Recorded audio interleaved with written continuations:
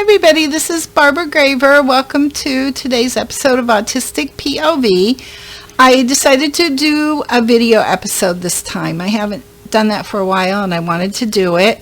I have talked about doing a second Autistic POV reading Roundup and then not gotten to it.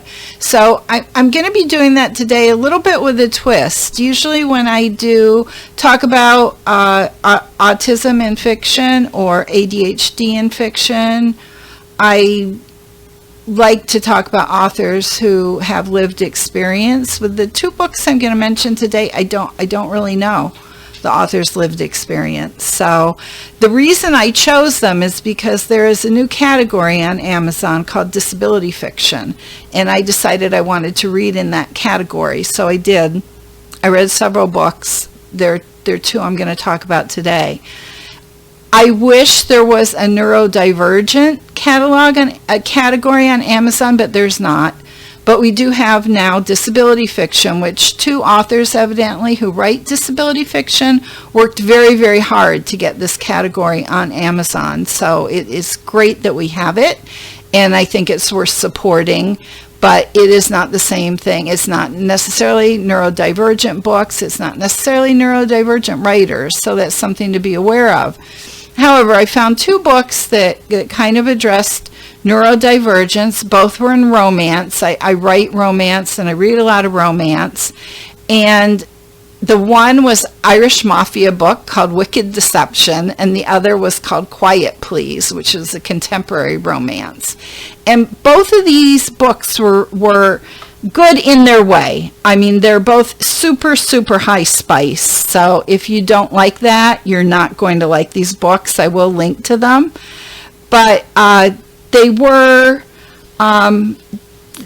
they did a good job in some ways and not so good in others. And one of my issues, I think, with spice in general, is that a lot of times spice in books really, it doesn't develop the character or show you anything about the character you didn't know before. And I tend to get a little bored with graphic sex scenes that are really just kind of mechanistic, and the only real point of the scene is like how beautiful people are, how good they are at sex. I don't personally, as a reader, gravitate to that. Nothing against people who do, but it doesn't really work for me. So I kind of had the issue in both of these books.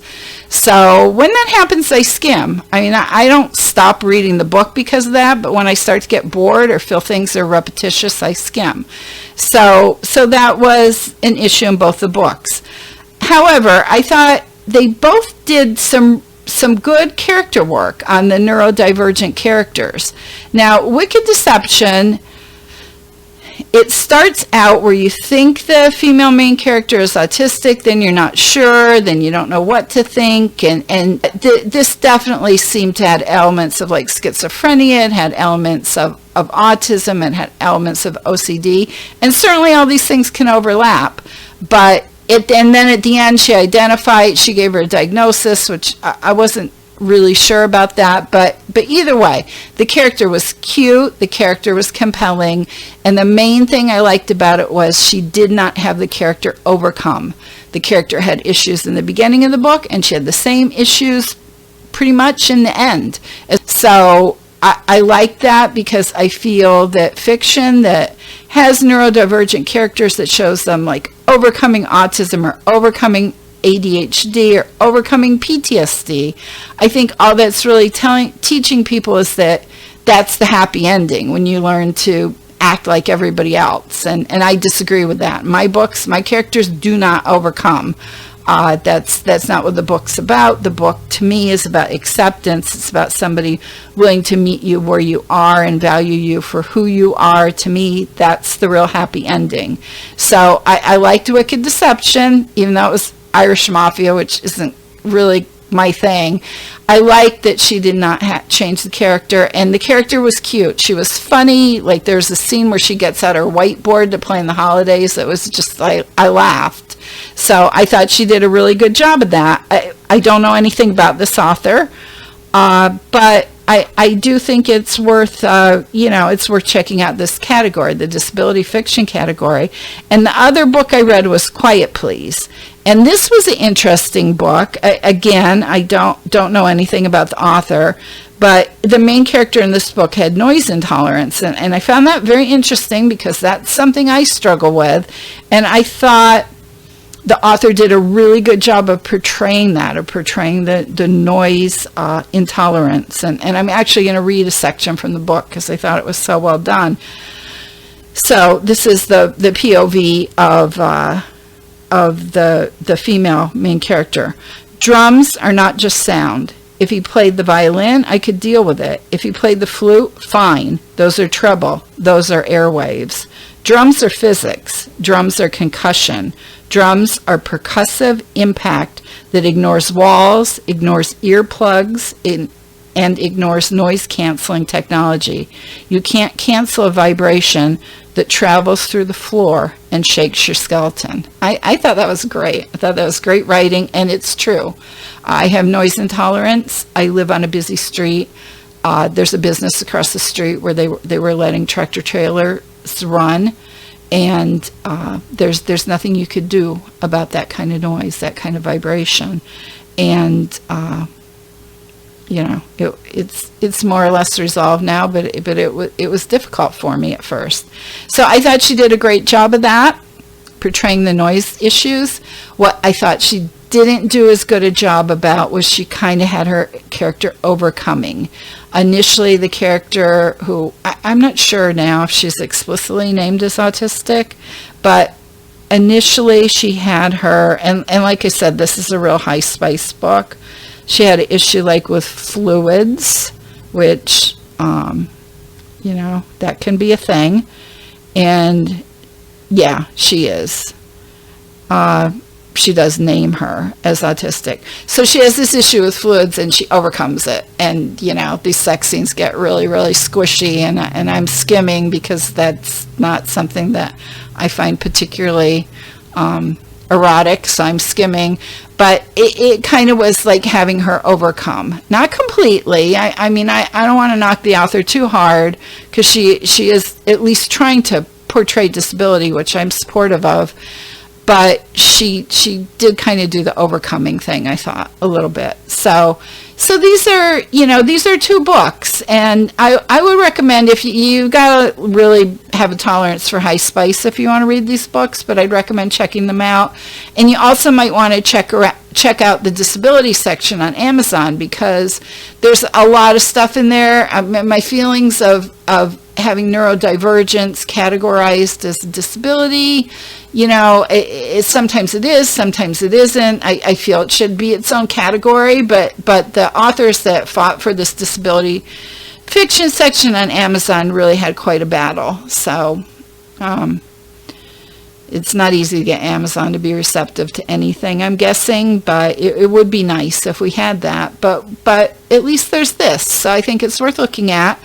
And I know this wasn't kind of my last reading roundup. I did 4 different books. They were all autistic authors. I felt good about that.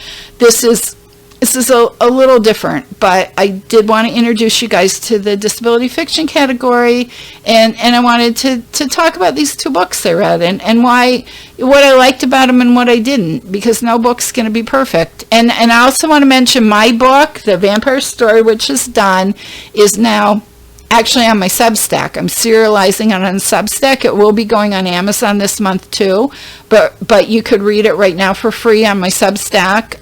It's called Trancing Miranda. It's a slow burn vampire romance. So, and the main character has PTSD. I also labeled her as autistic after a little bit of thought, because the way I portray PTSD in this book is not really how most people, I don't think of PTSD. I know in my writers group, people were kind of troubled. They see PTSD as somebody startling easy and crying a lot, and it's not that simple. Not those people in particular. A lot of people see it that way.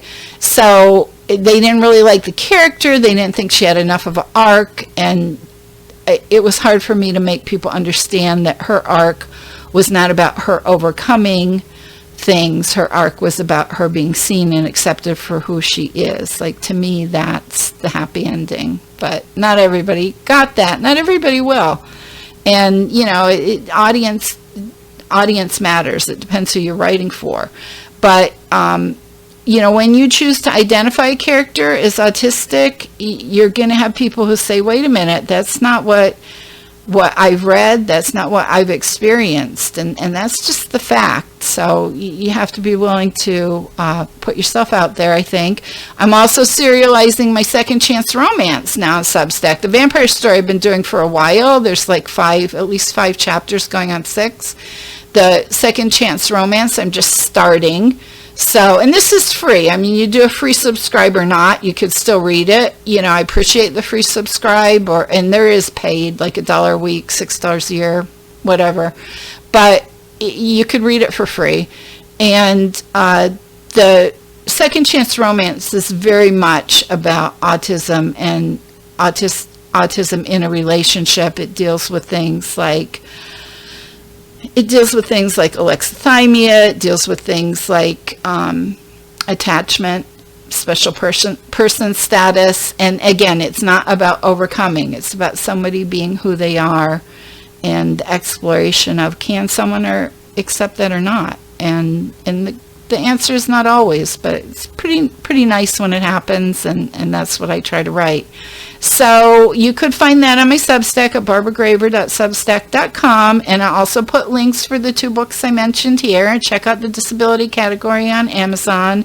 And anyone that wants to reach out to me about trying to get a neurodivergence a category on Amazon, please do, because I'd love to see that. I think we need that. So that's it for this time. I'm going to be doing because now I'm serializing all these things, 2 fiction books. I'm serializing my memoir. I won't be doing the podcast quite as often because it's just too many emails for people, but I'm still going to be doing it. So check back. It might not be in a month. It might be in 6 weeks or whatever, but please do check back. And that's it for today. This is Barbara Graver of Autistic POV, and thank you very much for watching.